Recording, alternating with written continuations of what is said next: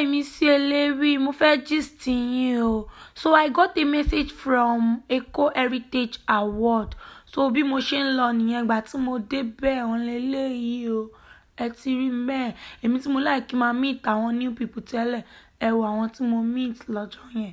Mo take pictures. Mo ti change o. So ẹ máa wò mí o. Ọmọ ti change. Imisi Elewi to the world. Ó pọ̀ sẹ́. Mo ṣáà ti change báyìí. Mo ṣáà ń lọ, everybody ṣáà ń wò mí. Tí mo ṣe ráwọn ẹ̀yọ́ ni o, mo ṣáà ní àjẹṣàkárá wájú àwọn ẹ̀yọ́ yìí. Mo ṣáà sọ fún àwọn èèyàn pé I'm live here. Mo ṣáà ṣe fídíò, mo ṣáà ń sọ̀rọ̀. Inú mi ṣáà ń dùn pé sẹ́ Imisi Elewi to the world. Tí mo ṣe rí àwọn ọmọ ọkọ̀ tó ṣe kí mi nìyẹn, ó ti pẹ́ gan o. Àwọn ọmọ Ifest nìyẹn. So mo ṣáà ń pé ṣé mo wá ní ya picture, ṣé mo ní ṣe fídíò bí red carpet ni, ṣáwọn èèyàn tó wà níbí wine mi ni. Mo ṣáà dúró díẹ̀ títí tí mo ṣe rí ìyá mi, ìyá ńláńlá màmá olóríire yìí, mo kọ ya picture pẹ̀lú wọn. The core of the matter now is that you need to see how I performed there.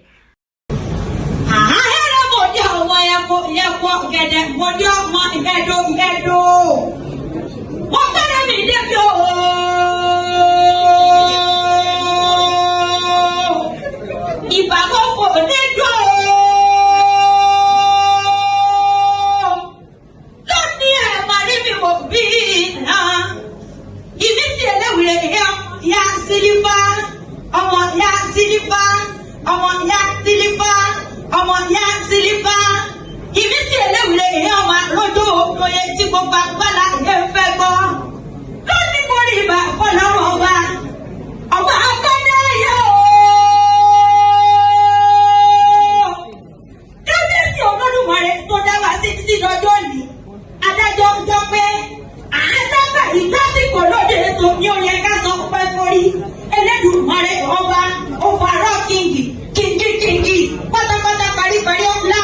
Ọlọ́wọ́ ọba porogodo àríwálà ọlọ́run àrọ̀run ajíní apani amọ́ni òwòrán tí mo lú ẹ̀dá ọlọ́run la kọ́kọ́ kí ó. Kábíyèsí Olódùmarè ló dá wa sí ọba tó tóbi àrò Elédùmarè ní ká dájọ́ kí ọjọ́ pé èèkó ẹni tí ìdáwọ́ èèkó tó báyìí.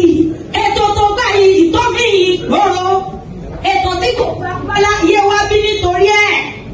Wọ́n rí bàlọ́dọ̀ gbogbo kábíyèsí mo ṣe bá gbogbo yìí ìjòyè. Nítorí báwọlé tí òjùbà yóò dára mú so. Àgùntàn ló wọlé tí òjùbà á dára mú bá dẹ́yà. Mo wọlé mọ́rìbà kí bá mi sẹ́. Ẹ̀yin kò tẹ́ bá wà ní bẹ̀rẹ̀ sọ pé ìyẹn so ẹ̀yin ọmọ ẹ̀kọ́ sẹ́wà nílé ní àgbẹ̀ròdé.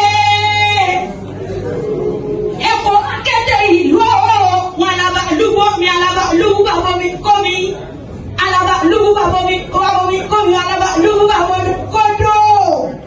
Ẹ̀kọ́ akéde ìlú ọgbọ́n. Èèyàn tó bá gbé kó tí ó bá gbọ́n kólúwa rẹ̀ kó lọ sí Amẹ́ríkà. Olúwarẹ̀ kúlẹ̀ gbọ́mọ́ Èkó lómi lolo, Èkó lómi lẹ́lẹ́. Ẹ máa gbóhùn ẹnu mi, ọmọ ológun kútẹ̀rẹ́, òsàlóògùn, òsànyẹsẹ̀, ẹ̀wọ̀nsẹ̀ kútẹ̀rẹ́, ọ̀sà ọgọ́bì. Imisi Elewi, wọ́n ní ọ̀sà ọgọ́bì kútẹ̀rẹ́ ẹ̀kọ́ rí o. Ẹ máa fi ìwé náà orin mi, Èkó ọmọ akíjú ọjà kò máa ń gbẹ́dẹ́kẹ́. Ọmọ wájà